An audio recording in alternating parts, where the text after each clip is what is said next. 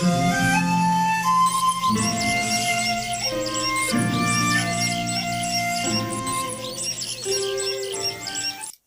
The lord. మన ప్రభువును మన రక్షకుడైన యేసుక్రీస్తు వారి ఉన్నతమైన నామంలో మీ అందరికీ మా హృదయపూర్వక వందనములు. మీరందరూ ఎలా ఉన్నారండి? దేవుని యొక్క కృపలో మీరు వర్ధిల్లుతున్నారని, మరి మిమ్మల్ని బట్టి మేము ఎంతగానో దేవుణ్ణి స్తుతిస్తూ ఉన్నాం. ఈ రోజున కూడా ఒక చక్కని వాక్కు ద్వారా దేవుడు మనతో మాట్లాడడానికి ఇష్టపడుతున్నారు. ఆ యొక్క వాక్యమును మనము ధ్యానం చేసుకుందాం. నిర్గమకాండము 15వ అధ్యాయము 26వ వచనాన్ని చదువుకుందాం. నిన్ను స్వస్థపరచు యెహోవాను నేనే అనెను. హల్లెలూయా. దేవుడు ఈ రోజున ఒక గొప్ప వాక్యమును, ఆదరణ కలిగించేటువంటి మాటను మనతో మాట్లాడడానికి ఇష్టపడుతున్నారు. నిన్ను స్వస్థపరచు యెహోవాను నేనే అని. మన దేవుడు పరమ వైద్యుడు, రాజులకు రాజు, ప్రభువులకు ప్రభువు. ఆయన సర్వశక్తిమంతుడు, సర్వమును ఎరిగినటువంటి దేవుడు, సర్వమును ఆయన నోటి మాట ద్వారా కలగజేసినటువంటి సర్వ సృష్టికర్త. అయితే ఆ దేవుడు ఈ రోజున మనందరితో మాట్లాడుతున్నాడు. నిన్ను స్వస్థపరచు యెహోవాను నేనే అని. హల్లెలూయా.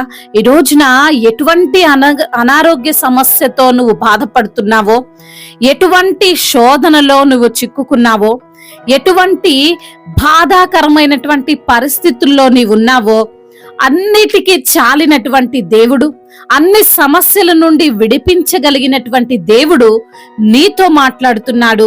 నిన్ను స్వస్థపరుస్తాను, నిన్ను బలపరుస్తాను.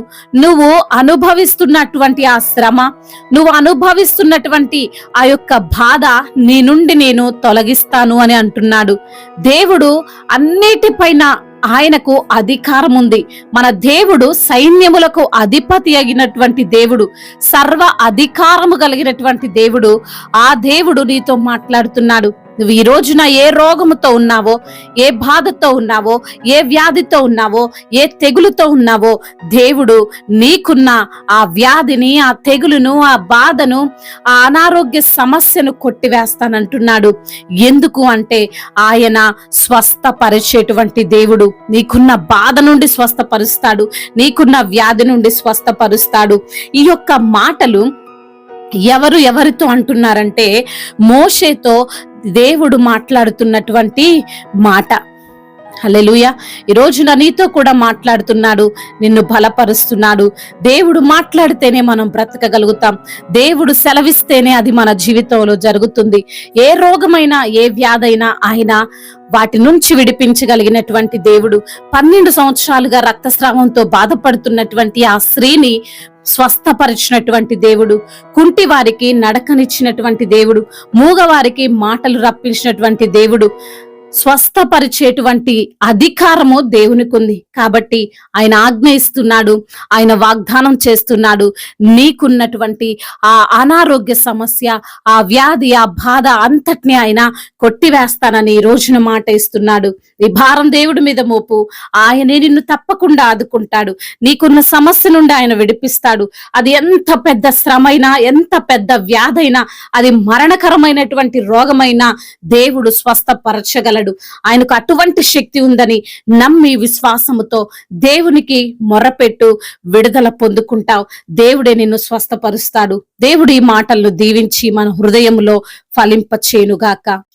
వాక్య భాగంను బట్టి ప్రార్థన చేసుకుందాం. ప్రతి ఒక్కరూ ప్రార్థనలో ఏకీభవించగలరు. మహాశక్తి సంపన్నుడైన దేవా, కృపా కనికరములు కలిగిన దేవా, మీకు వందనాలయ్యా. అవును తండ్రి, నీవు స్వస్థపరిచే దేవుడో ప్రభా, మీకు అధికారం ఉంది. మీరు సైన్యములకు అధిపతి అయినటువంటి దేవుడో ప్రభా. ఈరోజు నా బిడ్డలు ఎటువంటి అనారోగ్యముతో బాధపడుతున్నారో, ఎటువంటి వ్యాధి గుండా వారు వెళ్తున్నారు, ఎటువంటి వ్యాధిని వారు అనుభవిస్తున్నారో, వాటన్నిటి నుంచి కూడా విడుదల దయచేయండి. మీరే వారికి స్వస్థతను అనుగ్రహించండి ప్రభా. ఆ 12 సంవత్సరాలు రక్తస్రావంతో బాధపడుతున్నటువంటి స్త్రీని అయ్యా మీరు తండ్రి స్వస్థపరిచారయ్యా. మీకు అసాధ్యము కానిదంటూ ఏది లేదు ప్రభా.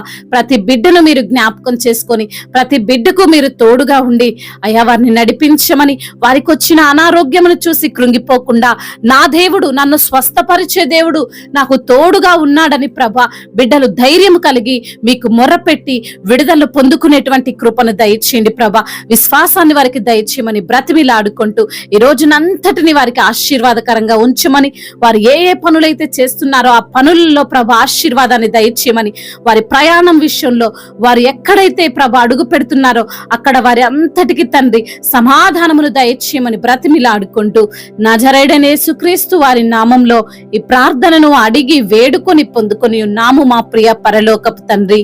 ఆమేన్. దేవుడు మిమ్మల్ని దీవించి బలపరిచి స్థిరపరచునుగాక.